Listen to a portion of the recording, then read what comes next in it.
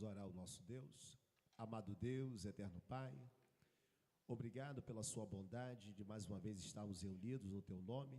Toma a direção desse trabalho, Senhor, tudo que há de ser feito e tratado para a glória do teu nome. Abençoa cada um dos seus filhos presentes, aqueles também que estão ausentes, somente aqueles que estão enfermos, sejam alcançados também pelo teu favor e pela tua graça. Muito obrigado por esse momento feliz de poder estarmos aqui reunidos no teu nome. Abençoa a tua igreja, o teu povo, te pedimos em nome de Jesus. Amém. Poder sentar. Graças a Deus. Paz do Senhor, irmãos. Vamos cantar o 131. 131. Só em ti, meu Senhor, eu desejo estar e também receber tua luz. De valor em valor, sou por ti avançar. Oh, me traz junto a ti, meu Jesus. Eu desejo, ó Deus, em Jesus habitar, pois minha alma suspira por ti. De valor em valor e na fé aumentar, para que veja Cristo em mim. O caminho, Senhor, vá-me mais conhecer, que me leva à Santa Sião. Por teu grande favor e com muito prazer, entrarei na eterna mansão. Eu desejo, ó Deus, em Jesus habitar, pois minha alma suspira por ti. De valor em valor, e na fé aumentar, para que veja Cristo em mim. Tua mão, ó Senhor, queira me proteger, e dos males daqui me levar. Da canção de esplendor, eu também quero ser dos fiéis que vão ressuscitar. Eu desejo, ó Deus, em Jesus habitar, pois minha alma suspira por ti. De valor em valor e na fé aumentar, para que veja Cristo em mim.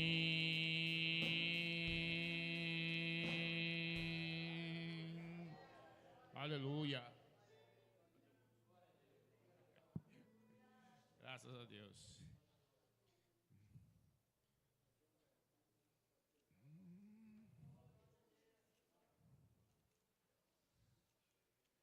Conta ele vem, a gente canta outra, né? Graças a Deus.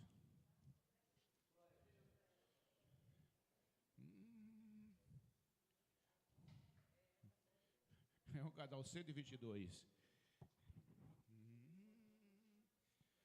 Fogo divino, clamamos por ti. Vem lá do alto, vem, desce aqui. desperta-nos com teu fogo, vem inflamar-nos com teu calor. Desce do alto, bendito fogo, desce poder celestial. Desce do alto, bendito fogo, vem chama pentecostal. Desce o Espírito Consolador, desce e enche-nos de santo amor. Desce ao mundo, nos mostra Jesus, dá-nos poder, vida, graça e luz. Desce do alto, bendito fogo, desce poder celestial. Desce do alto, bendito fogo, vem chama pentecostal. Arde minha alma, ó chamas de amor, arde meu peito e dá-me valor.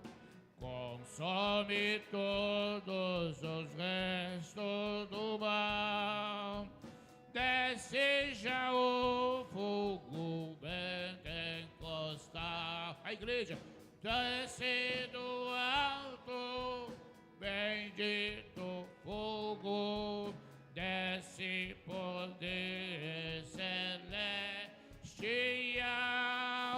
Desce do alto, bendito fogo, vem chama pentecostal.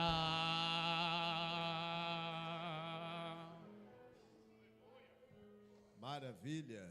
Pai do Senhor, irmãos. Livro do profeta Abacuque, capítulo 3. Senhor, nos concede a tua graça nesse momento, em que estaremos lendo a tua poderosa palavra, nos abençoa por intermédio da mesma e fala aos nossos corações, em nome de Jesus. Amém.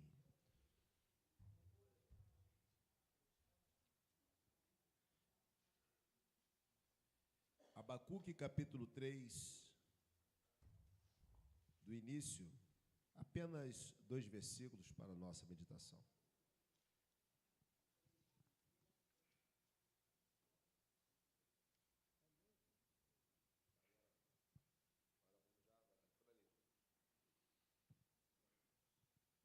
Glória a Deus.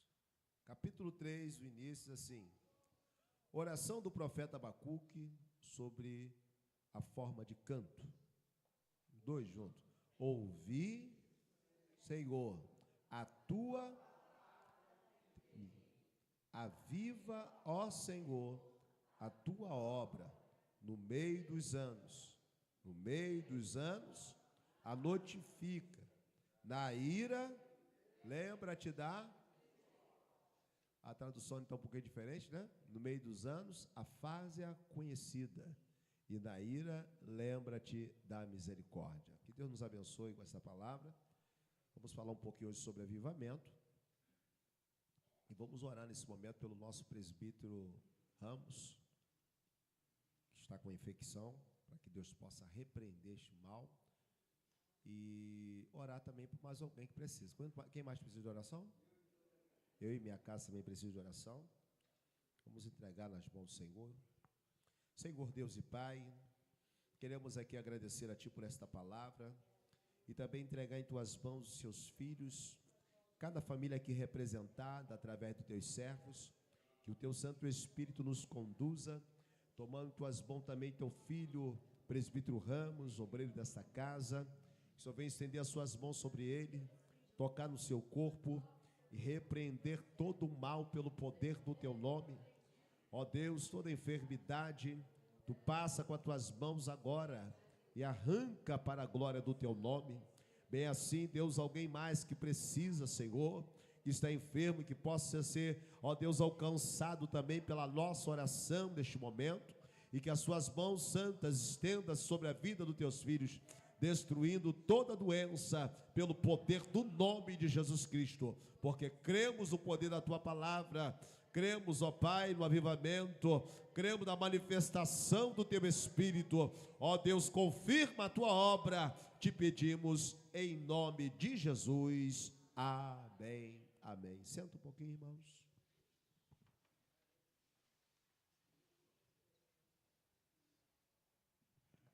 Vamos lá.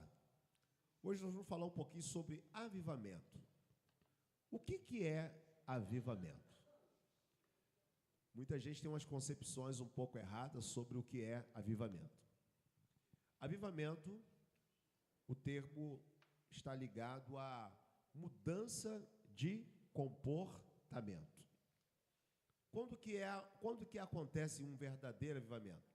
Quando pessoas que estavam de uma forma não muito agradável a Deus passam a ter um comportamento diferente, que esse comportamento está relacionado a viver uma vida para agradar a Deus. Nós temos muitos exemplos bíblicos sobre a questão do avivamento. O avivamento, ele é uma ação direta de Deus no coração do homem sobre a face da terra. Se Deus não agir no coração do homem, de maneira nenhuma o avivamento acontece. Sendo que há alguns meios que Deus usa para que aconteça o avivamento. Um dos principais meios é a palavra de Deus. Sem palavra de Deus não tem? Sem palavra de Deus não tem? Avivamento, tá? O livro que nós escolhemos para usar como base é o livro do profeta Abacuque. Quem foi Abacuque? Um profeta que viveu próximo do exílio babilônico, quando o povo foi exilado para a Babilônia, foi deportado para a Babilônia. Abacuque vivia em Jerusalém nesse período, quando os caldeus começou a invadir a cidade.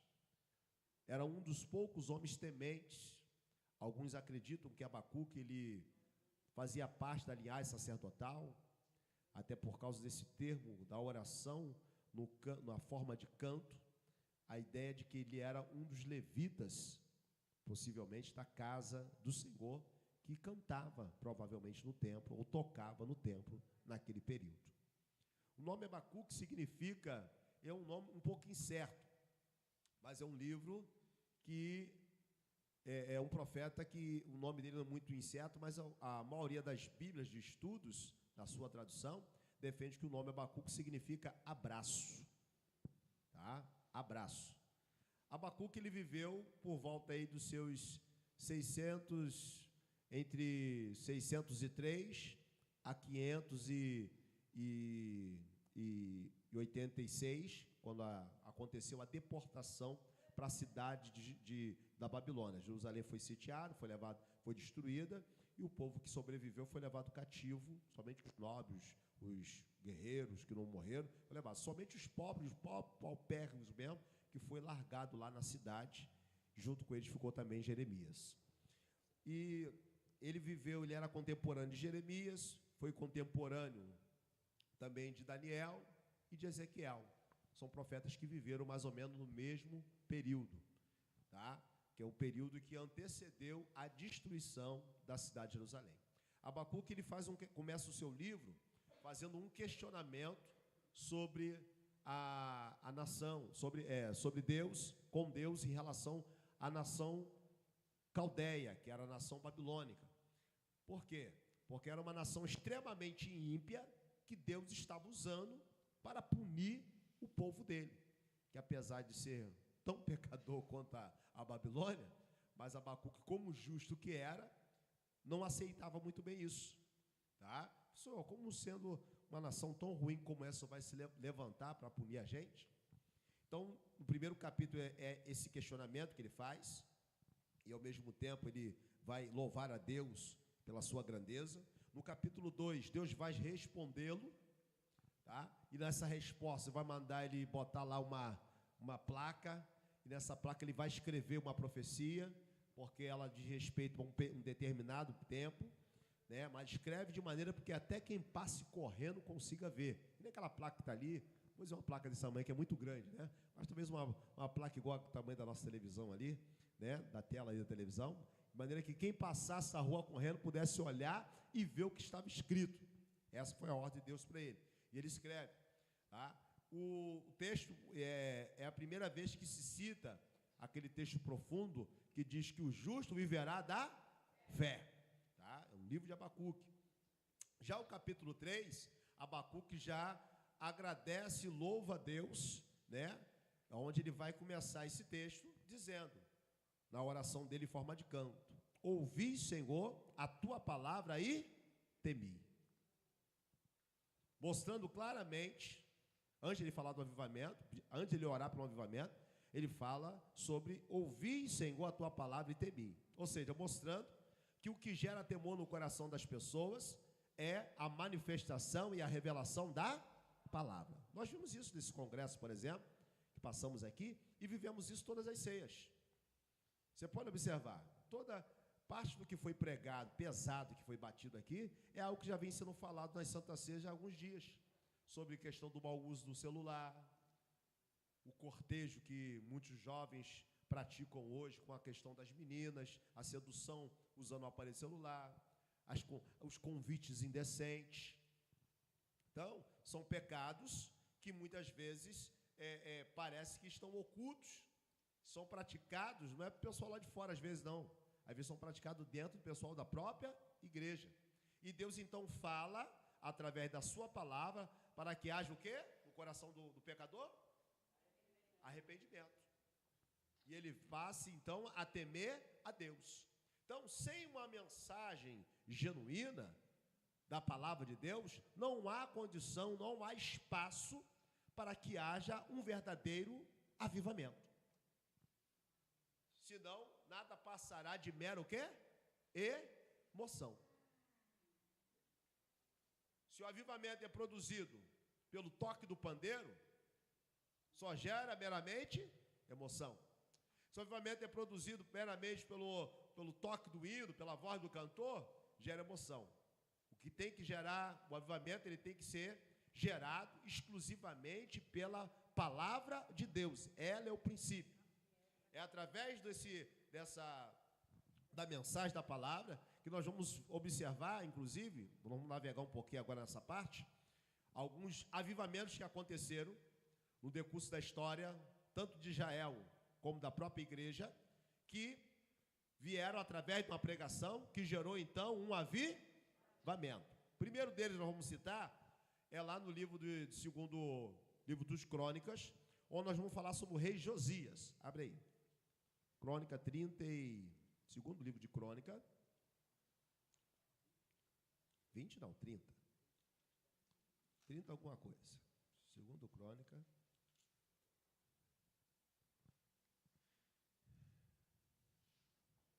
Capítulo 34. Segundo Crônica, capítulo 34. Pode dar a tela, por favor. Segundo Crônica, capítulo 34. Vamos falar de um rei, presta atenção, antes de você ler, olhe para cá. Vamos falar de um rei que ele foi tutelado por um homem de Deus. Ele assumiu o reinado muito novo, porém ele foi debaixo de uma tutela de um homem de Deus e também da sua mãe, que o fez, de certa forma, se inclinar para Deus. E vamos observar que o avivamento só foi realmente manifesto quando a palavra de Deus foi lida diante dos seus ouvidos. Então, o avivamento nem sempre, ainda mais naquela época, né? Naquela época não tinha avivamento de língua estranha. Amém? Não tinha avivamento como hoje. Presta atenção, irmão. Hoje nós vivemos o maior nível da manifestação de Deus. Que isso, pastor? Eu queria viver nos dias de Moisés. Eu não queria. Porque se eu vivesse nos dias de Moisés, eu não ia chegar nem perto da arca. Primeiro que eu sou negro, não faço parte da linhagem, não poderia participar das coisas santas. Aqui tem algum judeu? Tem algum judeu na igreja? Descendente judeu? Não? Então, se você vivesse nos dias de Moisés, você nem participar das coisas sagradas você ia poder participar. Você seria totalmente excluído das coisas santas. Então, eu não queria viver nos dias de Moisés. Tá? Nós não íamos caminhar com aquele povo da maneira que caminhou. Nós não teríamos essa graça. E hoje, o período em que vivemos hoje, é o mais alto nível, desde Jesus para cá, o mais alto nível da graça de Deus de toda a história da humanidade. Vou repetir. O período que nós vivemos hoje, desde Jesus para cá, é o período de mais alto nível da graça de Deus manifestada sobre o mundo, é esse período, de Jesus até hoje. Tá? É o período mais alto, ao ponto de nós, pessoas de todas as raças, tribos, línguas, culturas, costumes diferentes, abraçam a fé. Chinês, japonês, judeu, americano, brasileiro, índio. A graça de Deus alcançou todo mundo através de Jesus Cristo. Então, não queira, eu queria viver no dia de José. Não, hoje eles desejavam receber o que nós estamos recebendo hoje, e não foi reservado para ele, foi reservado para nós. Tá? O Espírito Santo que habita em nós hoje, 24 horas por dia, na dispensação passada, ele vinha sobre pouquíssimas pessoas. Ele não tinha, pouquíssimas. Você vê, Moisés, por exemplo, na oração dele, quando ele reclama com Deus, Senhor, lá no capítulo 11 de Números, se quiser depois você lê em casa, anota, lê em casa, Moisés reclama, Senhor, seu cargo está muito pesado, Senhor. Aí Deus fala assim, Moisés, separa 70 nomes que eu vou te dar, e eu vou tirar da porção do Espírito que eu botei sobre você. Por quê? E vou tirar e vou dividir com esses 70, que eles vão levar o peso dessa obra junto com ele. Por quê? Entenda só, Deus dava unção naquela época de conformidade com a necessidade, com a obra que ia ser feita. E hoje? Hoje Deus derrama. Por isso que a gente viu aí jovem aí no chão. Eu paguei a luz meia-noite mesmo. 11h59, alguns segundos, eu falei, vamos embora, vai levar esse povo para falar língua estranha em casa. Que eu tenho que ir para casa, que amanhã eu tenho que levar a Isabel para a faculdade de madrugada. Acordar de madrugada. E tinha jovem aqui. Depois do culto ter acabado, Jesus ainda estava batizando com o Espírito Santo aqui dentro. Um jovem sentou aqui, nesse cantinho aqui, não era batizado, nem sabia que ele não era batizado. Também nunca tinha visto falar em língua também, mas não sabia que o tempo que ele não era nosso, é do pastor Jorge Culano, sentou ali. Quando ele sentou ali, Deus batizou ele com o Espírito Santo. Não tinha ninguém orando por ele. Então, hoje é o mais alto nível da graça de Deus que nós vivemos. O grande problema é que todo esse privilégio traz uma coisa também. Sabe quem traz? Responsabilidade. Deus não dá unção a ninguém sem propósito. Toda essa unção que foi derramada, existe um propósito. E na época de Josias, não tinha essa unção. Como hoje, não. Havia atuação do Espírito Santo, mas não como hoje. Vamos lá. Tinha Josias quantos anos? Quando começou? 31 anos reinou em Jerusalém. Continua, meu filho. E fez o que era reto aos olhos do Senhor, e andou nos caminhos de Davi, seu pai, sem se desviar deles, nem para a direita e nem para a esquerda. Porque no 8º ano do seu reinado, sendo ainda o quê? Começou a quê? Seu pai. E no 12º, né, ano, começou a purificar Jerusalém. E Judá e a Jerusalém. Dos altos, dos bosques, das imagens de escultura e de fundição. Continua. E derrubou perante ele os altares. Perante ele quem? Perante o Senhor. Os altares dos Balaíns. E despedaçou as imagens que estavam acima deles. Os bosques, as imagens de escultura, a fundição, quebrou e reduziu a pó, aspergiu sobre a sepultura dos que lhe tinham sacrificado, ou seja, aqueles que sacrificaram as imagens, ele esmiuçou e jogou lá aquela coisa tudo em cima daquele negócio, como forma de purificação. E os ossos dos sacerdotes queimou sobre os seus altares, e purificou Judá e a Jerusalém. Versículo 6. O mesmo fez nas cidades de Manassés, de Efraim, de Simeão, e ainda até Naftali, e em seus lugares assolados ao redor. E tendo derrubado os altares, os bosques, as imagens, esculturas, reduzido ao pó, e tendo despedaçado todas as imagens em toda a terra de Israel, então voltou para... Ele saiu numa campanha de avivamento. Uma campanha de avivamento, porque alguma coisa aconteceu. Aí já uma explicação de tudo que ele fez, um resumo de tudo que ele fez, sem explicar o que aconteceu. Uma das coisas que aconteceu é que ele começou a buscar o Senhor, mas aconteceu algo importante aí que nós vamos observar nessa passagem. Versículo 9. Quem está com pressa? E foram a Hilquias, o sumo sacerdote, e deram dinheiro. Eu pulei o 8? Então volta no 8, desculpa. Obrigado pela obediência, mas desculpa que eu errei. E no... eu estou rindo aqui. E no 18º do seu reinado, havendo já o quê? Enviou a Safã, filho de quem? E Maazéias, governador da cidade, e Joás, filho de Joacás, cronista, para reparar o quê? Presta atenção. Naquele período, irmão, quando um rei se desviava, a primeira coisa que ele fazia era abandonar a casa de Deus. Por que alguns sacerdotes se corrompiam naquela época? Você sabe por quê? Alguém sabe me dizer por quê? Alguns sacerdotes se corrompiam naquela época? Seguiam no mesmo padrão do rei? Porque o sacerdócio vivia do altar. Se a casa de Deus fechasse, eles não tinham mais comida, não tinha mais arrecadação. O povo não trazia mais nada. Aí, o sacerdócio, o que era fiel, se posicionava na posição de fiel. Agora, aquele que ele ia fazer qualquer coisa para se cuidar. Ele ia dar o jeito para alimentar a família dele. Até trabalhando, se fosse necessário. Mas nunca se corromper.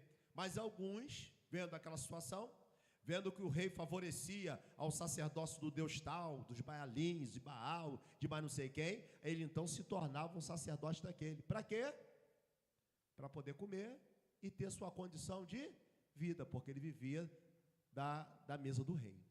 Tá? Aí o que acontece? Sendo que a casa de Deus em si ficava fechada, o templo de Salomão ficava fechado.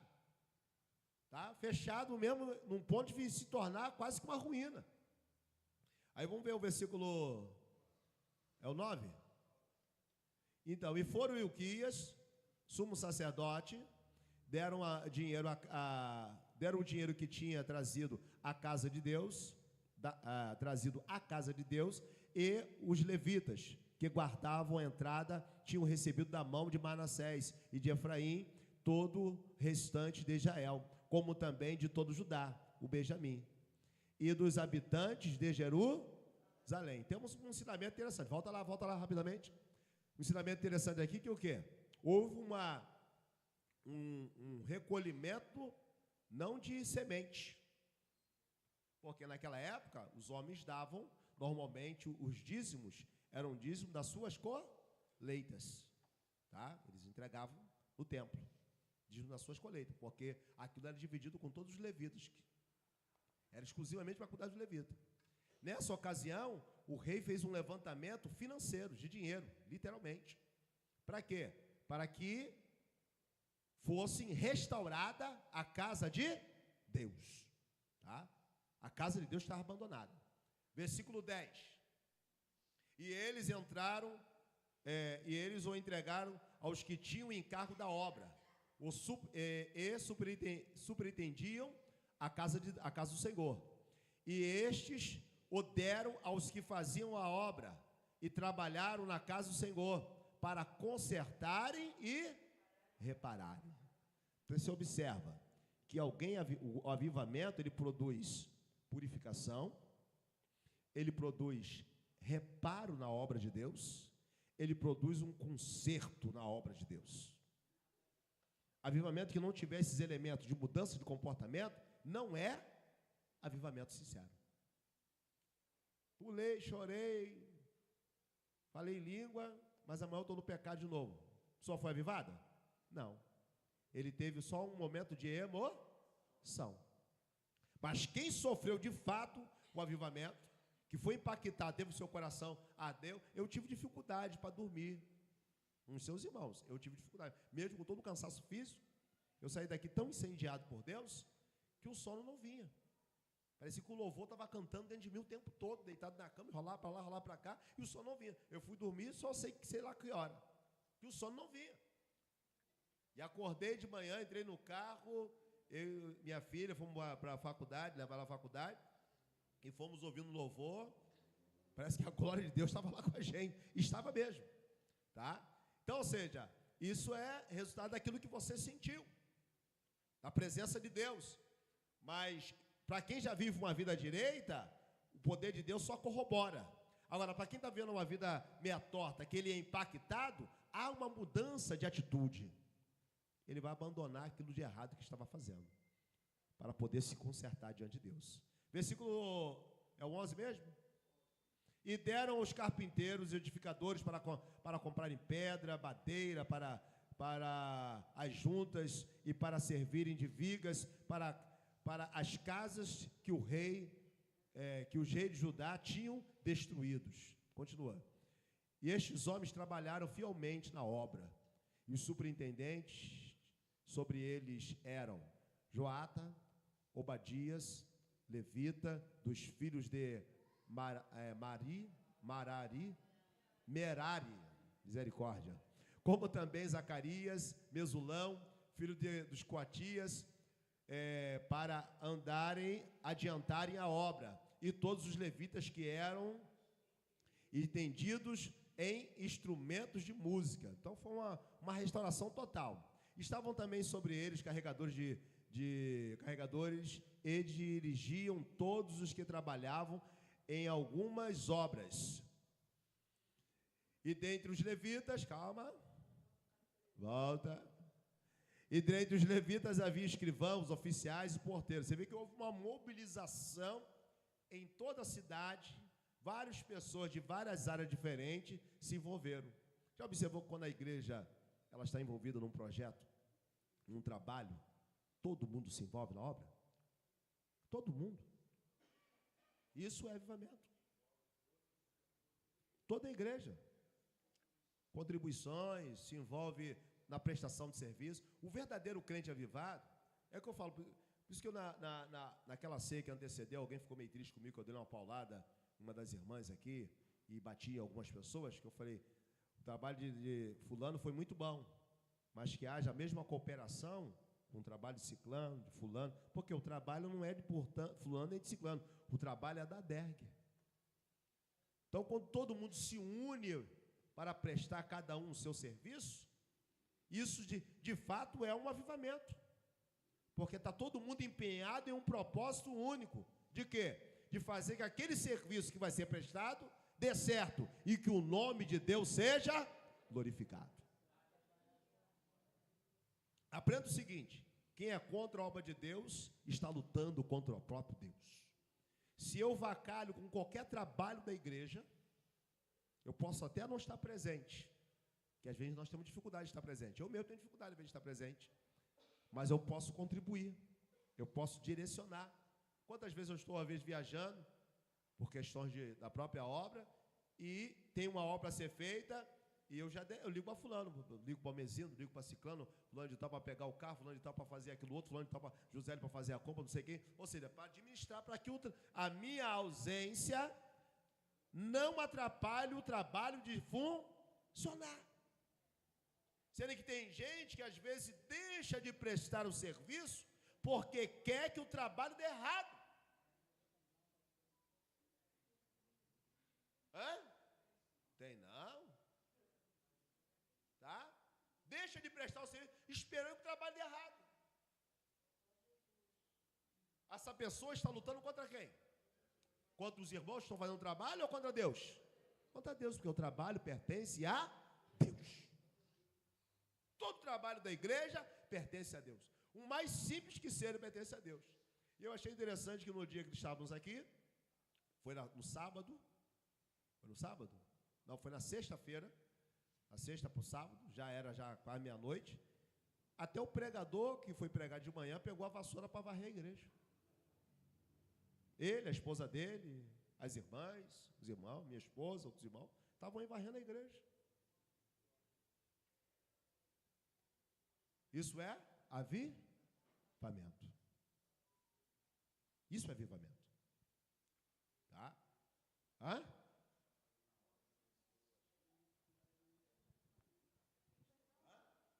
O momento da gente estar fazendo uma obra na igreja parece coisa simples, mas isso é um avivamento também. A pessoa levar bolo para a gente tomar café. Bolo e café pronto para a gente. É pensar, né? É fazer igual o Gessé. Eu mandei meus filhos para a guerra, porém vou mandar agora Davi. Davi, vai leva lá. Isso aqui de leite, isso aqui de queijo, isso aqui de pão.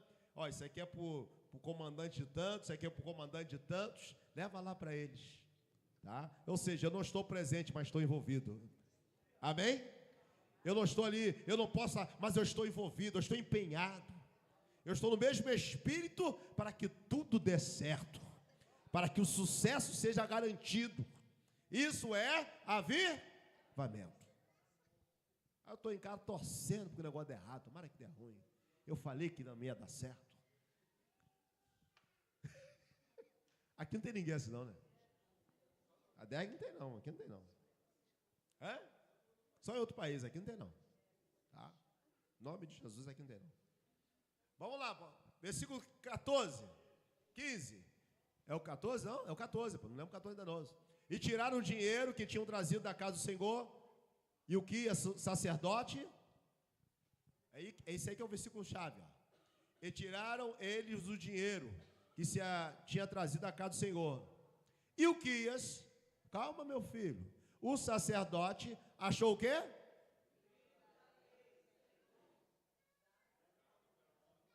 Você imagine como é que tão grande era a perdição naquela época, que até o livro da lei tinha sumido. Estava esquecido. Nem o rei tinha conhecimento. O conhecimento que o rei tinha de Deus era do ensinamento oral, que o sacerdote deu para ele, que a mãe deu para ele, as histórias que ele ouviu de Davi. Agora o livro mesmo da lei já não existia mais. Para quem é pregador aí, ó, a palavra de Deus perdida dentro de casa. Dentro de casa. Dentro da própria casa de Deus. É aquela igreja que não tem mais palavra. Em que Deus não pode mais falar. A casa está lá, bonita, mas palavra que é bom não tem. Não tem palavra. Então, aí versículo 15. E o que respondeu Safã, o escrivão? Achei. Aonde? E o que deu o livro a Safã. Continua. E Safã levou o livro para quem? E deu-lhe conta, levou o rei, deu-lhe conta, dizendo: teus servos fizeram tudo, lhe encomendou. Agora, ia juntar o dinheiro e se achar na casa que achou na casa, tinha até dinheiro perdido na casa do Senhor, e deram na mão do superintendente, na mão dos que faziam a obra.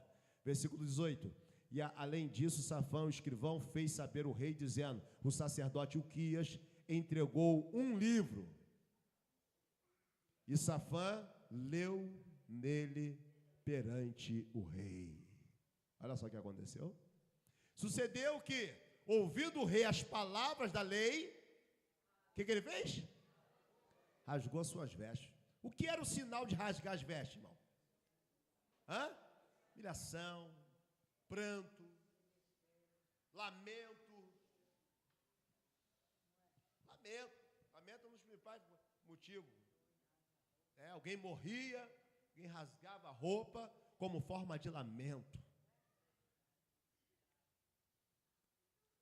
Aí tem um livro que diz o quê? Rasgai não as vossas vestes, mas os vossos. Hoje a gente tem que rasgar o quê? Coração. Deus não quer que você rasgue sua roupa. Isso é uma questão de cultura. Cultura daqueles povos daquela época. Tá? Hoje Deus quer que você rasgue o seu coração. E o que é coração rasgado, irmão?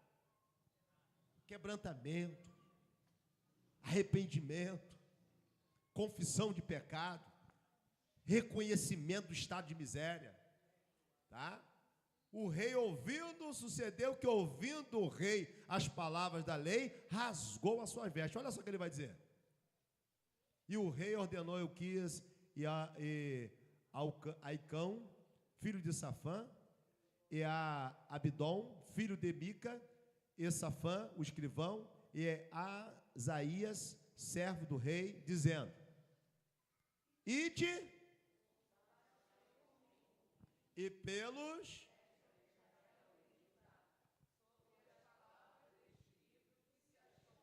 por quê?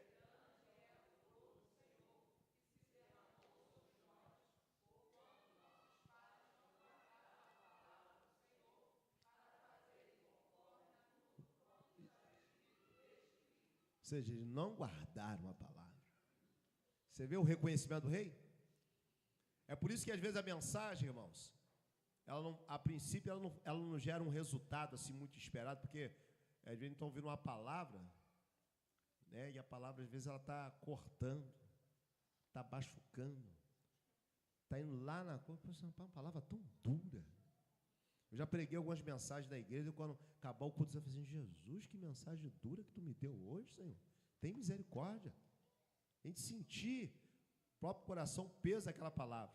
Mas eu vou dizer, nesse período todinho que eu dirijo a igreja, todas as vezes que Deus me usou, às vezes até no domingo, para trazer uma palavra dura para a igreja, ou culto de ceia, não tem uma vez que o pecado não pula para fora. Não tem uma vez que alguém no final procura assim: pastor, eu quero confessar o meu pecado. Porque a palavra gera mudança de compor, ela gera o verdadeiro avivamento. Sem ela não tem avivamento, meu amigo. Você vê aqui, o camarada mudou, rasgou as vestes, mandou consultar, e foram lá consultar a profetisa Uda, que tinha que fazer, e Deus deu a diretriz do que tinha a ser feito, mas tudo, o negócio se apertou quando a palavra de Deus foi exposta, foi ensinada e apresentada perante o ouvido das pessoas. Por isso que Paulo vai dizer: eu não me canso de vos falar as mesmas coisas. A repetição, a própria Bíblia, ela é, às vezes, repetitiva em determinados assuntos. Você vê, essa questão da idolatria. Você vai encontrar o foco do Antigo Testamento, voltado para a vida de Israel. Toda a mensagem se resume mandando eles adorar exclusivamente a Deus e não se curvar a outros deuses. A pregação quase toda voltada contra a idolatria. E parece que quanto mais Deus falava, mais eles se tornavam idólatras. E Deus então deu um jeito de acabar com a idolatria deles.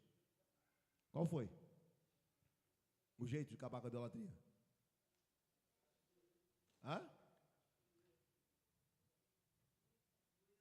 Juízo, eu sei, mas o juízo de Deus. Mas como foi esse juízo? Cativeiro. Cativeiro. Deus destruiu o que eles mais... Você vê, nos dias depois de Josias, de ter reparado a casa, os reis que vieram depois dele, Joaquim, Zedequias, eles não pararam com os cultos a Deus, mas continuaram praticando a idolatria. Os próprios sacerdotes continuaram praticando a idolatria. A visão de Ezequiel vai mostrar que Deus vai mostrar para Ezequiel, os sacerdotes tudo virado assim para o sol, olhando para o sol. O que era isso? Idolatria, adorando o Deus Sol. E isso vai se perpetuar. O povo vai adorar a Zera, vai adorar a Baal, vai adorar a Balaim, vai adorar os astros, vai adorar é uma idolatria terrível. Mas eles, qual era o problema? Eles vão continuar com essa idolatria. Mais tarde, houve um avivamento nesse período, que durou pouco tempo. Durou os dias em que Josias reinou sobre Jerusalém. E por causa desse reinado, e por causa desse avivamento, isso fez com que o reinado do sul durasse mais um tempo. Tá? Porque Deus iria destruir tudo logo nesse período aí. Mas uma semente temente faz Deus mudar os seus propósitos sobre a terra. Amém? Se você é uma pessoa temente a Deus que está intercedendo sobre a sua família, você pode fazer com que a mão de Deus se mova de uma forma diferente sobre sua casa. A igreja pode fazer com que, através da vida dela, através da sua influência no mundo espiritual, cidades, lugares, países possam sofrer mudanças radicais. Houve um pregador chamado Charles Finney, está lá, não faz parte daquele livro Herói da Fé. Se você quiser até ouvi-lo, só ouvir o livro Herói da Fé hoje, tecnologia é algo tremendo, né? Você chega lá no YouTube e fala assim, Heróis da Fé, só isso, escreva, vai aparecer lá todos aqueles personagens, os livros de cada história, cada um deles, e o cara já lendo, só você botar e você ficar ouvindo e mastigando. Vai lá, aí vai sair um, entra outro, história de Lutero, Charles Finney, Spurgeon não, Moody, história de acho que é Christian Edwards, Savonarola, e uma galera, tá? Só homens de Deus, que quando eu ouço aquelas histórias ali, eu leio, ou então eu ouço, eu falo assim, Jesus, eu não sou homem de Deus, não, tem misericórdia de mim. Quando eu ouço a história daqueles homens, eu não sou homem de Deus, não. Os homens oravam demais, buscavam muito a Deus, temiam a Deus demais. Carlos Finney pregou numa cidade, irmãos, que por 6 anos, nem teatro, nem bar, nada funcionou. Uma única mensagem que o cara pregou. Aí é onde eu quero falar sobre a questão do derramamento do Espírito Santo dos dias atuais. Deus está derramando esse poder porque Ele quer fazer alguma coisa com a igreja. Está derramando esse poder para no outro dia a gente ficar lá na internet. Não. Deus está derramando esse poder porque Ele quer te usar. Ele quer usar essa igreja. Ele quer usar você para pregar a palavra, para você ter uma influência no mundo espiritual. Porque o homem de Deus tem influência no mundo espiritual.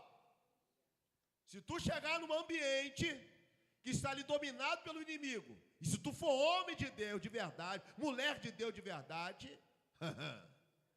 a tua presença vai atrapalhar tudo que o inimigo está fazendo naquele lugar. Só a tua presença, sem palavra alguma, tá? Se tu for homem de Deus, se tu for mulher de Deus, vai ter influência aonde tu botar a planta dos teus pés, seja num trabalho, seja onde for, aonde tu chegar. Porque a luz que está em você, que você não vê, aleluia, que as pessoas fisicamente não vê, mas o bicho que está no mundo espiritual, ele vê. Ele sabe a luz de Deus que brilha dentro de mim, sobre mim, dentro de você e sobre você, sobre a vida da igreja. A igreja não é qualquer povo, irmãos. A igreja é o povo de Deus da terra. A igreja é uma autoridade constituída sobre a face da terra. Que isso, pastor? Não, os governantes, não. Nós respeitamos o governante porque Deus mandou a gente obedecer às autoridades que ele constituiu. Mas a maior autoridade constituída sobre a terra é a igreja. Só ela que tem poder de enfrentar as portas do inferno e vencer debaixo do poder e da graça do Espírito Santo sobre a sua vida. Pode até matar o crente. Eu tenho certeza, irmão, que toda essa sangueira que está acontecendo na Nigéria, que está acontecendo no Sudão, que está acontecendo em vários países africanos e países árabes, por parte dos extremistas islamistas, que estão matando pessoas inocentes, covardemente. Por que covardemente? Porque são pessoas que não portam uma arma, são pessoas que não têm condição de se defender e nem estão se defendendo. Elas estão como ovelha muda sendo entregue ao matadouro. Não pense que esse sangue está sendo derramado inutilmente, de maneira nenhuma. Isso é semente que Deus está produzindo, porque um grande avivamento ainda vai acontecer na terra, através de todo esse sacrifício que está sendo derramado sobre a terra.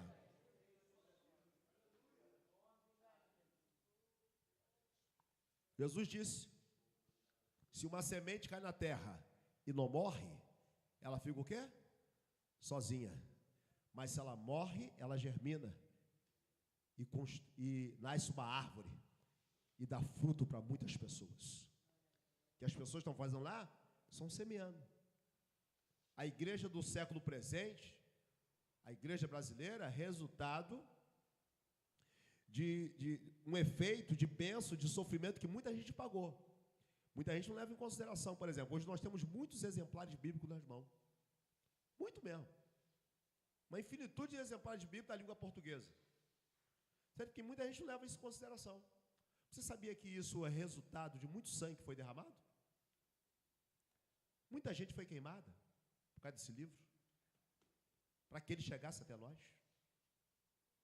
É por isso que eu tenho que fazer bom uso dessa liberdade que eu tenho hoje. Bom uso dessa liberdade que nós temos hoje para pregar a palavra. Paulo disse, não me envergonhe do evangelho de Cristo, porque é o quê? Poder de Deus. Poder de Deus para quê? Para a salvação. Primeiro do judeu, também depois do grego. E de todo aquele que crê. Mas o que nós estamos fazendo hoje como igreja, muitas vezes? Estamos atuando no mundo espiritual? Ou estamos inertes? Inerte. A maioria de nós somos inertes. Somos igual aquelas duas sanguessugas lá de Provérbios. Dá e dá. Só vem só para receber. Só quero receber. Mas preste atenção, toda unção que Deus está me dando, está te dando, requer responsabilidade. Essa unção que Deus derramou sobre a Guarani, Deus vai cobrá-la um dia. Deus não fez aquilo só para a gente ficar feliz não, tá? Deus fez aquilo dali para nos capacitar, porque unção de Deus tem propósito. Unção de Deus tem propósito. O que Atos dos Apóstolos, capítulo 1, 8 está escrito? E derramareis sobre vós, e recebereis a virtude do... E ser-me-eis... Primeiro recebe a virtude, e depois ser-me-eis testemunho. Tanto em Jerusalém, Judéia, Samaria, e até em Piabetá. Até Piabetá. Aí eu recebo unção, e não quero fazer mais nada. Ontem, irmãos, tinha tanta gente para orar no centro de Piabetá. Quem foi sabe. Tinha tanta gente para orar. Eu fiquei lá agarrado, conversando desconstruindo um camarada que ela começou a perturbar as mulheres lá com a palavra lá, reclamando de que Deus não existia, que não sei o quê, que papá, porque ele estava passando por isso, que ele estava passando fome, passando por não sei o quê. Aí as irmãs me chamaram, fiquei lá com ele conversando, desconstruindo ele. Aí ele chamou um camarada para tentar fortalecer ele. O camarada entrou na madeira também, um pastor afastado. E fora eles ali, foi uma galera, não sei, a Elizabeth estava lá ontem. Não sei se tem mais alguém que está aqui, estava lá. A irmã Elvira também estava. Tinha muito pecador ontem. Eu nunca vi aquela praça ali tão cheia de gente como estava ontem.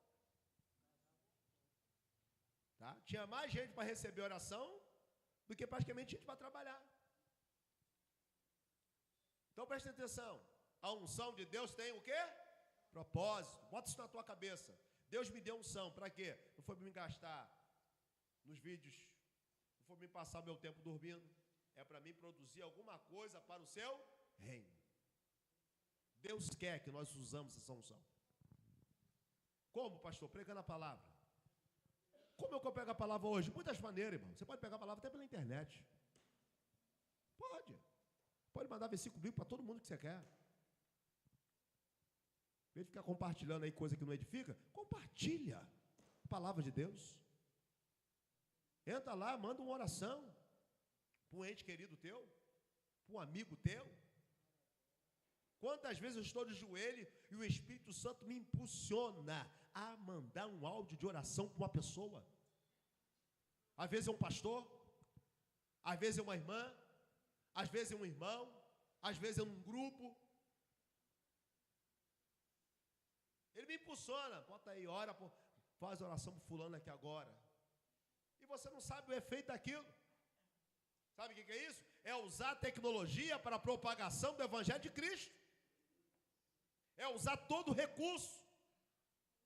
Assim como nós usamos toda a tecnologia nesse congresso para adorar a Deus, sim ou não? Isso é uma tecnologia. Microfone, telão de LED. Toma aqui, ó, telão de LED. Isso é o quê? Isso é usar a tecnologia para melhorar a nossa qualidade de ensino e de aprendizagem. Dessa mesma forma, devemos usar todos os recursos necessários que temos à nossa disposição para a propagação do Evangelho. Para de ser tímido. Se Deus te batizou com o Espírito Santo, você não pode ser um crente tímido, que tenha medo de abrir a boca e falar para alguém que Jesus salva, cura e liberta e quer transformar a vida daquela pessoa. Você não pode ter medo. Uma das características, uma das finalidades do batismo com o Espírito Santo, do avivamento da vida da pessoa, é fazer com que ela não tenha medo de falar de Cristo. Seja para quem for, não tem medo. Oi, irmã. Sim.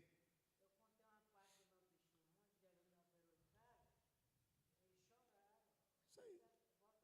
Então, até a dona Elvira está dando testemunho na praça. Está entendendo? Quanto mais eu e você. Eu estava ontem, eu vim com a Sandra. Foi com a Sandra que eu estava? Foi ontem? Não sei se foi ontem, foi hoje ainda. Foi ontem, mas foi ontem. Que antes de eu ir para a praça, eu fui em algum lugar antes. Fomos ver o negócio da tinta para pintar a casa.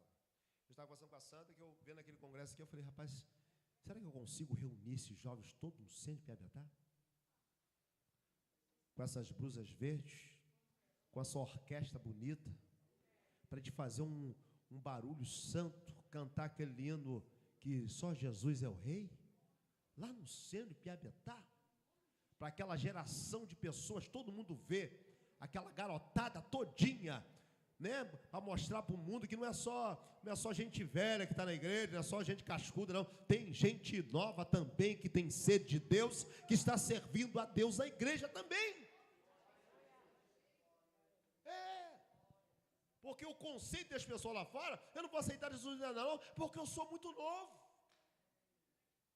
Eu preciso ainda curtir a minha vida.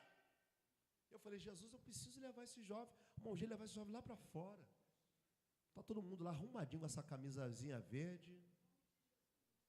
E juntar e cantar aquele hino com a ajuda da orquestra, botar o microfone naquela orquestra lá, e fazer aquele barulho santo no centro de Piabetá.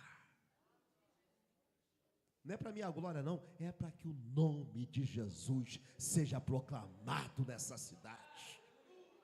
Do Binaraçaio. E eu não creio que Deus batizou essa galera. Batizou muita gente, irmão. E sim a gente orar. Quando eu estava orando no monte, no decorrer de alguns dias, não foi só agora, já alguns dias eu venho orando, Senhor, desde o último batismo que tivemos aqui na igreja, Senhor, a gente ora, a gente quase estoura o pulmão orando para essa galera, e ninguém é batizado, Senhor. Às vezes algum lá é batizado, mas depois de muita insistência, e eu nem sei se é batizado mesmo, se é emoção, porque o cara sacode, balança, e fala. O camarada, igual o pastor Tito, quando ia orar pela gente, eu não passei por isso que eu cheguei que já era batizado com o Espírito Santo, mas ia orar pelos irmãos aqui na igreja, tinha irmão, o evangelista Marcelo mesmo, passou um sufoco terrível com o pastor Tito. O pastor Tito começou a orar e o pastor Tito calmou, pastor, mão pesada, tá? Ele batia nas costas dele, fala mistério, pá, fala mistério, pá, fala mistério, pá. Tá? Então, tipo assim, Eu lembro uma vez que estavam orando aqui, foi muito engraçado. Estavam numa vigília, tinha um camarada branco, parecia assim, meio, uma aparência de alemão, rapaz atlético, forte, e o rapaz estava fazendo isso aqui, ó.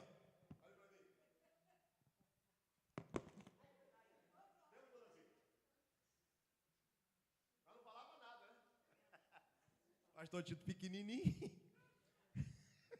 foi orar por ele. Fala, mistério. Ele não precisa. O pastor Tito tentou segurar o braço dele, ele sacudiu o pastor Tito. Foi muito engraçado. Foi muita gente batizada com o Espírito Santo naquela vigília, tá? Mas aquele camarada não falou em mistério, não. Eu nunca mais vi aquele cara, não sei de onde veio aquilo. Tá? Um camarada alto, assim, da altura do Patrick, assim, mas atlético mesmo, forte, roupa social, tudo, e sentou aqui, dobrou o joelho e ficou. Deus, que negócio é que?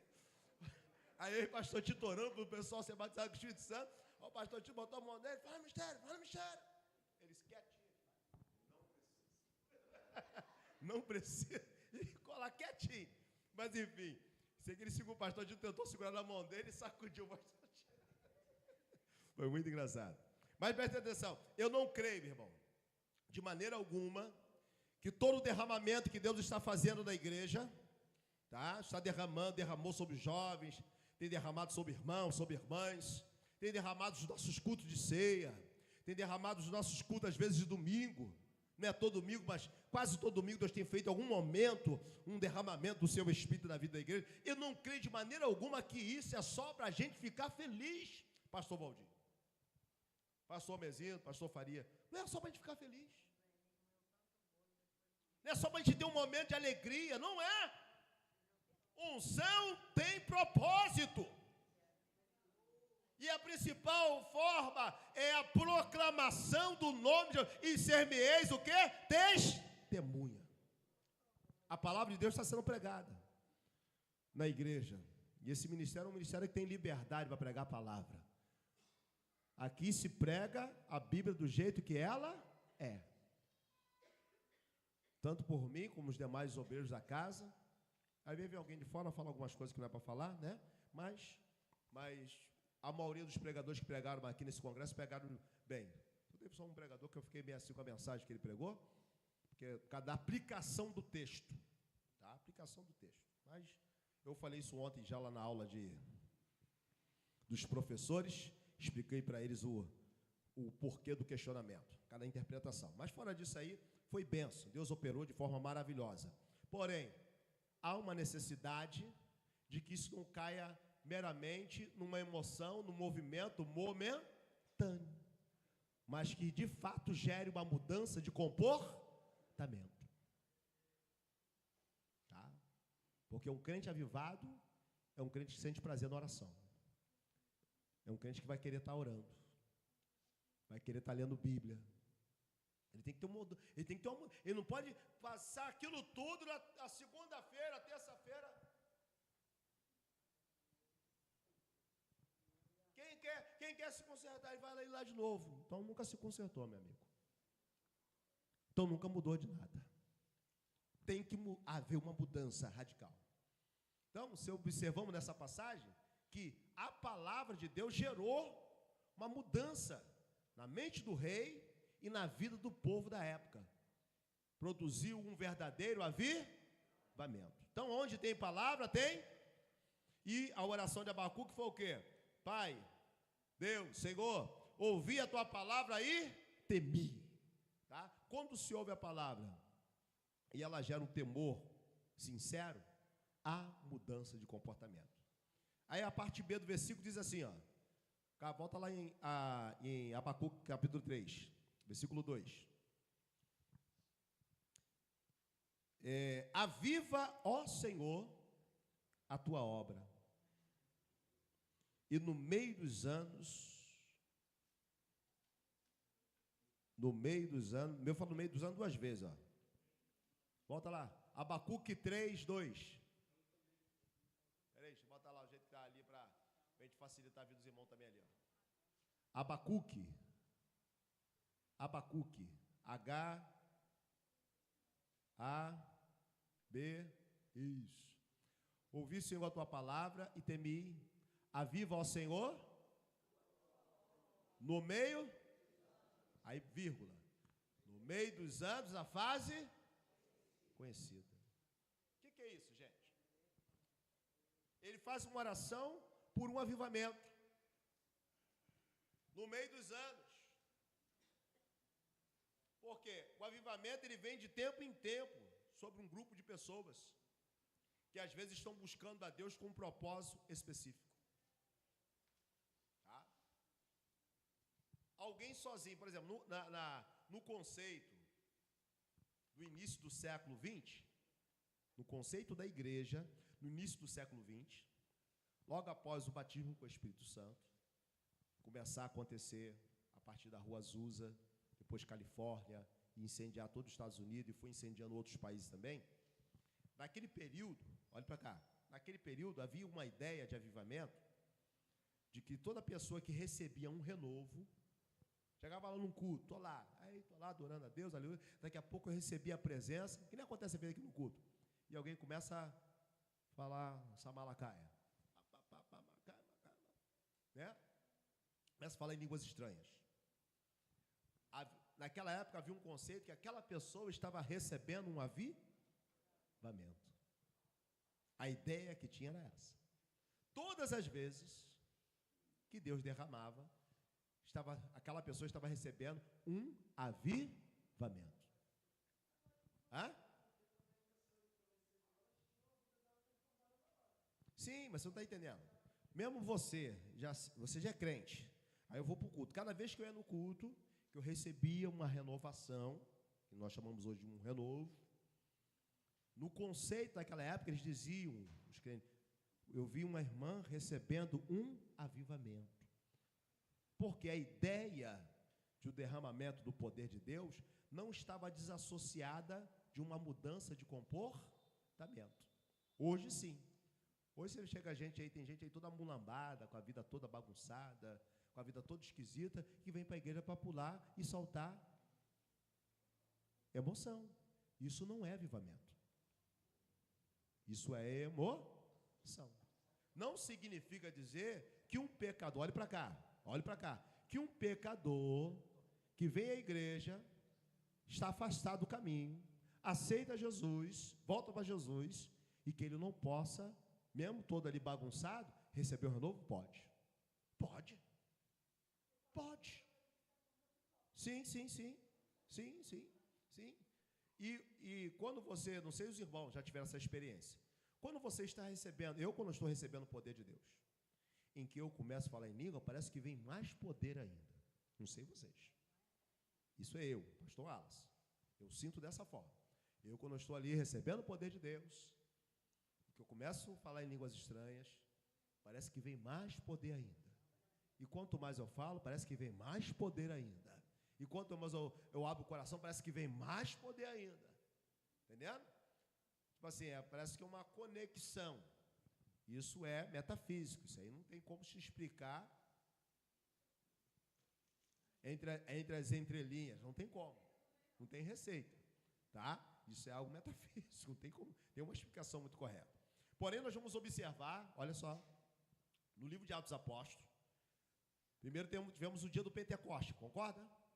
Onde a igreja reviveu um grande avivamento e onde eles começaram a dar início à obra missionária. De quê? De pregar a palavra, fazer missões urbanas. O que é missões urbanas? Aquilo que a gente faz ali no centro de Piabetá, isso se chama missões urbanas. É você conquistar a sua Jerusalém. Quem é Jerusalém? Piabetá é a nossa Jerusalém. Amém? Piabetá é a nossa Jerusalém. É a nossa redondeza, é os nossos vizinhos, é as pessoas que moram próximo de nós. São as primeiras pessoas que têm que ouvir o evangelho dos nossos lábios. Antes de eu pensar em ir lá para o Nordeste, ir lá para o Peru, para a Bahia, para o Paraguai, para a Bolívia, eu tenho que alcançar primeiro a minha Jerusalém. E isso tem que ser uma atuação que gere uma mudança de comportamento da igreja local, tá?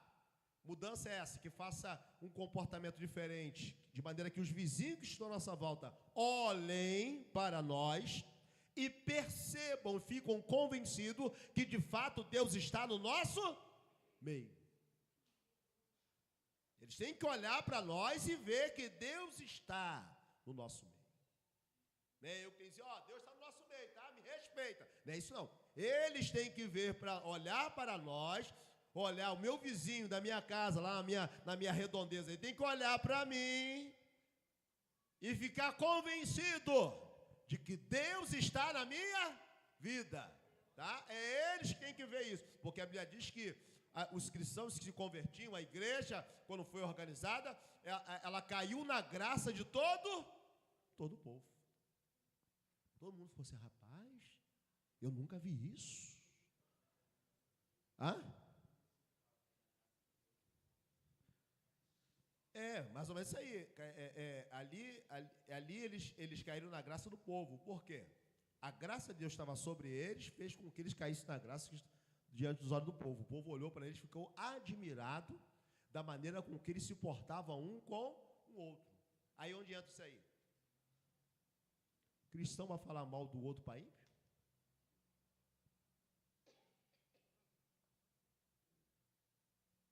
Hein? Não pode. Mas fala.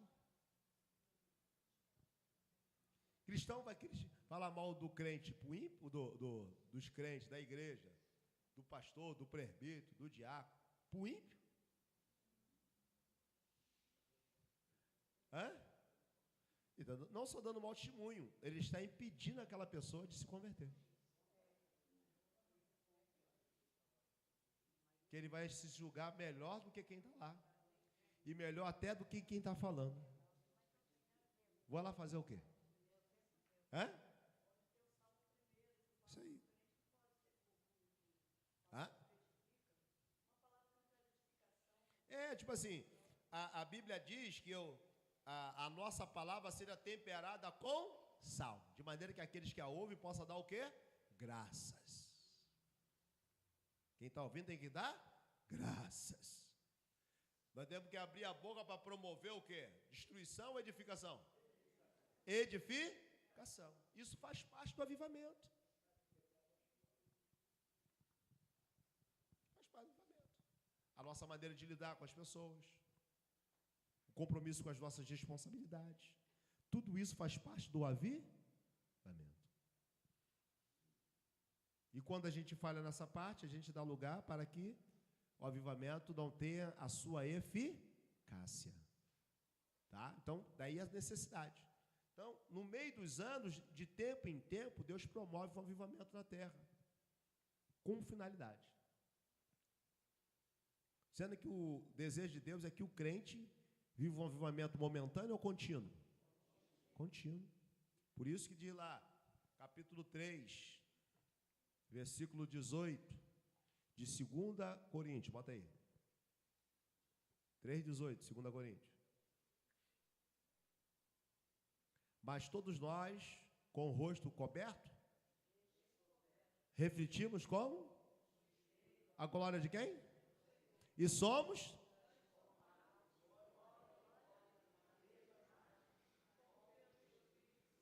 Por que de glória em glória? É algo contínuo. Somos transformados na mesma imagem.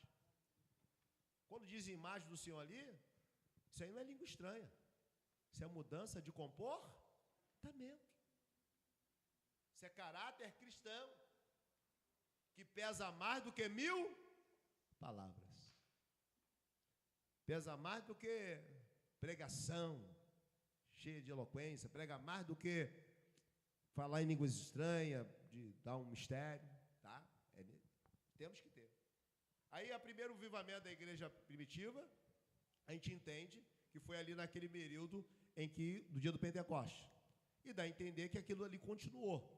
Sendo que aconteceu um fato, logo após a cura daquele coxo, onde os discípulos são presos e são soltos milagrosamente. Os 12 são presos, são soltos milagrosamente. Aí eles voltam para o mesmo lugar continuar pregando. Aí eles vão lá, prendem eles de novo.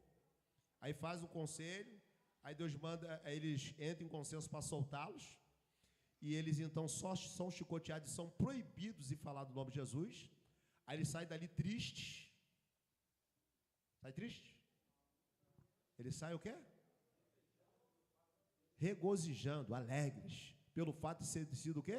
Dignos de ter sofrido por causa do amor de Cristo, por causa do nome de Cristo. Que doideira é essa, né? O crente hoje, quando sofre uma arrozinha, ele quer ir para onde? Hã? Ele quer fazer o quê? Ele quer ir para onde? Para a justiça. É os meus direitos. Eles saíram dali regozijando. Imagina, irmã. Esqueci o nome da irmã. A esposa do motorista da Kombi. Bianca. Imagina, irmã Bianca. Você está lá fora pregando na praça. Alguém lança a mão de você. Te desce um montão de varada. Dá um montão de açoite. Aí depois te liberta e fala assim, não fale mais o nome de Jesus. Aí você sai para casa. Aleluia. E aí? Que maravilha. Que felicidade. Hã? Imagine, hein, Zé Amador? Você está lá na praça cantando aquele hino, né? O do sapato de fogo, tapete de fogo e tudo de fogo, né? Aquele corinho arrumado. Aí alguém toma o microfone, dá-lhe umas pauladas, prende, joga na caçapa, depois te solta. Ó, não fala mais do amor no nome desse Jesus, não. Aí você sai de lá, aleluia. Agora que eu vou cantar mesmo. Aí vai cantar, eu calcei um sapato de fogo, não posso me controlar. Né? Aí que vai cantar mesmo. Mas isso é o quê? É o que a Bíblia diz que eles sentiram. Por quê? Eles estavam apagados ou estavam avivados? Estavam numa conexão profunda com Deus ou não? Sim. Quando estamos de fato vivendo um avivamento de Deus, nós não nos deixamos nos abater com as adversidades que acontecem conosco, com as perseguições que acontecem conosco. Nosso irmão Rosinalvo mesmo passou um processo difícil uns meses atrás, e para onde eu levou ele lá, começou a pregar a palavra, Deus salvou a alma, trabalhou, fez de uma maneira tremenda. Isso é o quê? Isso é a maneira que Deus trabalha. Sendo que a gente, às vezes, não entende. Então, quem crente avivado não tem tempo para murmuração. Amém, irmão? Tem gente que perde a bênção à toa. Percebeu? À toa. Tudo aborrece ele. Larga de ser menino. Larga de ser infantil. Larga de ser criança. Tudo, qualquer besteirinha que desagrada, que não é de conformidade com aquilo que ele queria, desagrada o camarada ou a pessoa, aí fica bicudo, pastor Faria. Aconteceu um negócio aqui no dia do mover, que alguém queima. Eu falei, mas vigia, irmã. Não liga para isso não, dá lugar a Deus. Dá lugar a Deus. Também fazer uma reclamação, ali pastor, ali, mas não liga para isso não, deixa isso para lá, dá lugar a Deus. Nós estamos aqui adorando, quem quiser ir vai embora, vai para casa, vai embora, quem quiser ficar, fica, quem quiser receber, recebe, quem quiser vai embora, não reclama não.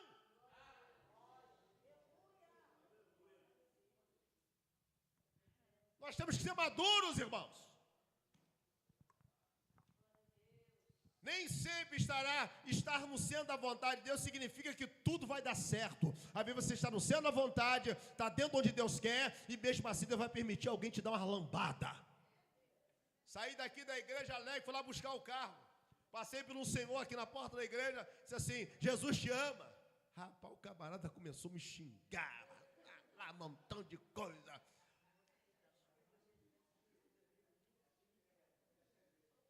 Está entendendo? E eu comecei a rir, fui embora pegar meu carro. Veio falar mal de mim aqui ainda, né? Teve um que entrou aqui e veio falar mal de mim ainda, porque eu falei, Jesus te ama pro camarada. Olha só. Então, tipo assim, se nós não tivermos maturidade, a gente perde a nossa bênção e perde o avivamento. Fecha o coração por causa de uma besteira. Precisamos crescer, precisamos avançar. Você crê que a gente consegue botar esse povo todo na praça? Consegue, mano. Todo mundo arrumadinho. Dubinaraçaio. É uma sexta-feira à noite. Qualquer dia desse à noite. Né? tá lá, reunir, botar aqui, todo mundo aquela arrumadinha, com aquela roupinha, e começar a cantar, mas cantar que nem cantaram aqui. Porque eu nunca vi essa mocidade cantar tanto que nem eles cantaram aqui, pastor Faria. Não é porque eu estou presidindo a igreja, não. Eu nunca vi, perdoa os irmãos que estão aqui conosco, aqui, que participaram do congresso, eu nunca vi a mocidade abrir a boca para cantar igual eles cantaram nesse congresso. Eu nunca vi. Nunca vi. Eles cantaram mesmo, com vontade, né? Cantaram mesmo assim, eu falei assim, rapaz, fiquei assim, rapaz. Todo mundo no mesmo espírito. Isso aí. Mesmo sentimento, no mesmo propósito. Ali não tinha competição de congregação, ali não tinha divisão, estava todo mundo no mesmo propósito. E o propósito ali naquele momento é dar o melhor para Deus. Deus não se contém do céu, do binaraçaio.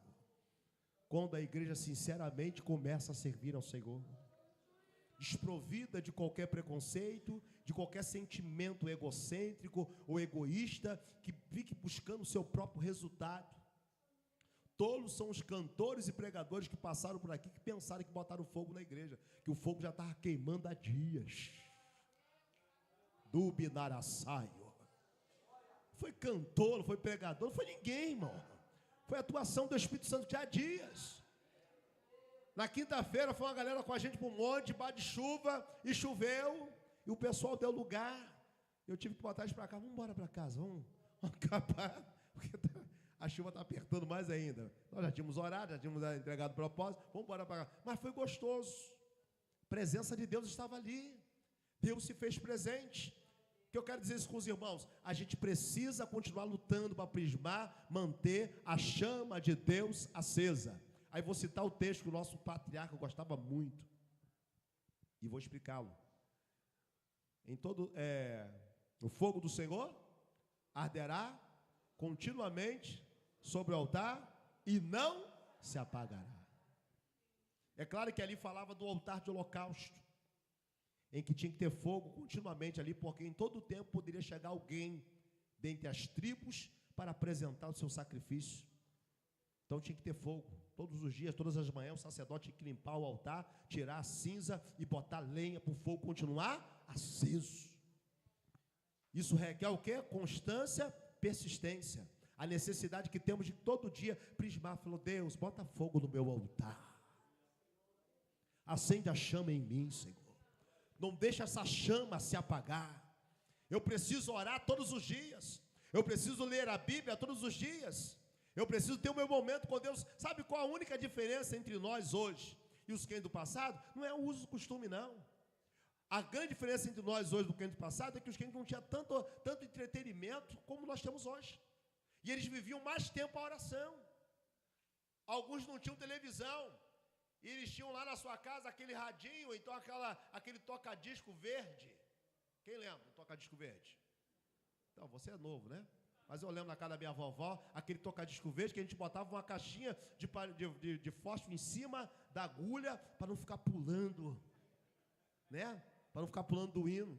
Aí botava aqueles hinos antigos. Você ia na casa do crente, eu era criança. Eu ia na casa do crente, eu sentia um negócio diferente. Eu sentia que ali tinha alguma coisa que eu não tinha. Na minha casa, porque minha casa era todo mundo espírita, macumbeiro, só minha avó que era crente, mas quando eu ia na casa dela, por exemplo, eu sentia algo diferente.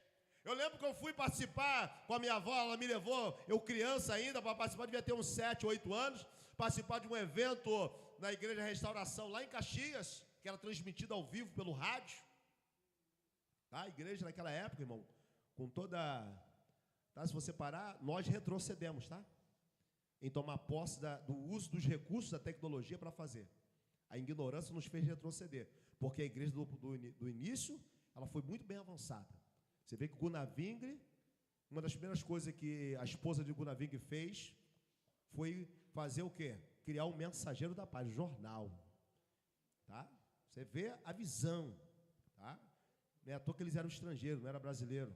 Então tinha uma visão diferente, uma visão mais para frente, uma visão mais contextualizada. Porque nós defendemos o que? A pobreza. Presta atenção, gente. Não se ofenda com o que eu vou dizer aqui agora. Nós defendemos a exclusão do conhecimento. Isso é algo erradíssimo. Nós devemos defender a inclusão do conhecimento. Todavia, um conhecimento dominado pela fé e pelo temor de Deus, que não nos faz nos apartar, pelo contrário, nos faz chegar mais perto do Todo-Poderoso. Tá? Devemos defender um conhecimento, todavia, dominado pela fé, tá? E pelo temor de Deus. Fala.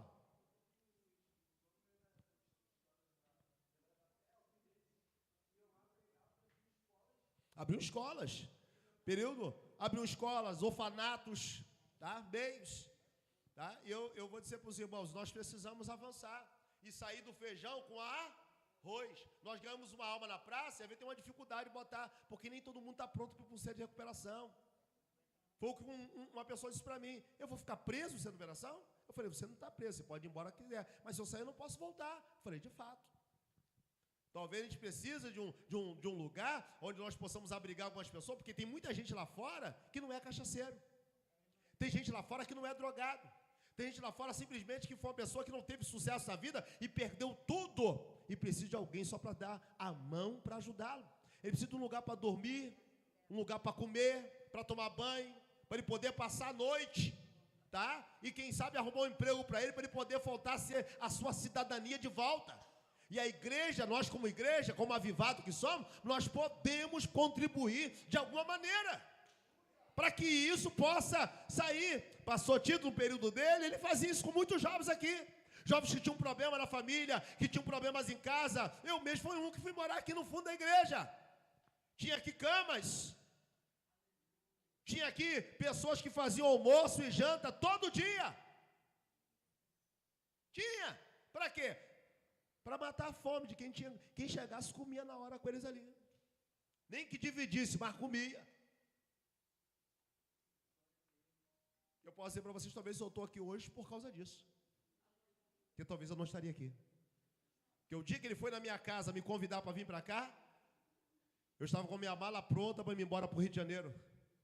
Eu falei, Jesus, eu não preciso de um centro de recuperação. Mas para mim voltar para o mundo, eu prefiro ir para um centro de recuperação, até que Deus me abra uma porta. Mas para o mundo eu não volto. E juntei minha bolsa toda arrumada lá para mim ir embora. Do nada, pastor só foi na minha casa, em todo esse tempo que eu tive relacionamento com ele, 2 vezes. Que isso, pastor? 2 vezes. Eu ia na casa dele todo dia, mas na minha casa ele só foi 2 vezes. Foi uma nessa vez, quando eu morava com meus pais. E ele falou assim, me dê uma semana. Eu vou te ajudar, não vai embora não, fica aqui. Não, pastor, eu vou embora, que é melhor e tal, não vou ser pesado para o senhor, não precisa dar para ninguém. Eu tenho um lugar assim que eu posso ir para lá, que eles me conhecem já. Eles vão me dar um abrigo. Não, fica aqui, cara, não vai embora. Me dê uma oportunidade de eu te ajudar. Fique aqui. Aí ele me chamou. E tudo que eu não queria era morar no fundo de uma igreja. Mas morei aqui 11 meses. Dentre essas 2, aqui eram 3 salas. A sala do meio. Morei eu junto com o Samuel. E o Samuel preocupado, achando que eu ia tomar a faxina dele. Me perseguia, falava cada coisa comigo à noite. Perturbado, achando que eu queria tomar a faxina dele. Falei, cara, eu não quero isso não, cara, fica tranquilo. Isso aqui é só um tempo que eu estou passando. Eu sei o que Deus está fazendo. Então, ou seja, talvez eu não estaria aqui hoje, se ele não tivesse feito isso. E quem sabe não está no tempo, irmãos. Dubinaia. Devassure bacaio devassa. Desta igreja abrir os braços para abraçar alguém que talvez está lá fora. Que a gente vai lá dar um pão para ele, mas não dá uma cama para ele poder dormir. Mas pastor, ele vai levantar no outro dia e vai embora. E daí? Quem já viu aquele filme Caminho da Felicidade? Quem nunca viu, diga, veja. Pesquisa lá no YouTube e veja. A Procura da Felicidade. Quem já viu? Com Will Smith. Will Smith era um homem trabalhador, esforçado, que por várias vezes dormia num albergue da igreja. O pastor preparava aquele culto, fazia aquele culto, entrava aquela quantidade máxima, fazia aquele culto, terminava o culto, dava uma janta para todo mundo, e o pessoal ia para o alojamento, dormia, 10 horas apagava a luz, todo mundo dormia, no outro dia de manhã a porta abria, todo mundo para a rua novamente, correr atrás do seu dia. E ele passou por esse processo, com um filho, e algumas vezes ele não pôde, chegou lá, não deu tempo, porque a fila já tinha entrado o número necessário, e ele foi levado. Ele teve que dormir dentro de um banheiro. Pegou o banheiro, pegou o papel, limpou, ficou ali enganando o filho, depois foi para o banheiro. O filho adormeceu no colo dele, prendeu a porta, nem querendo abrir a porta para ir no banheiro, ele não deixou, dormiu ali dentro. E começou a chorar, devido a tanto processo que ele estava passando. E ele fazendo um curso de corretor. E naquele curso de corretor, sem dinheiro para pagar aluguel, todo enrolado, mas se esforçou. E eu posso dizer para você que Deus o abençoou, aquele homem, que não era o Will Smith, era só um personagem. Ele fez um personagem de um homem verdadeiro, que inclusive ele parece no filme, no final do filme, o negão, que se tornou um baita milionário depois. Tá? Mas foi ajudado. E quem ajudou ele? Quem foi o principal que ajudou, que deu um lugar para ele dormir? A igreja. A igreja. Se a minha existência, olha para cá, eu vou encerrar. Se a nossa existência, se a minha existência na terra não for para servir a Deus e para ser um canal de bênção para a vida de pessoas, eu não presto mais para viver.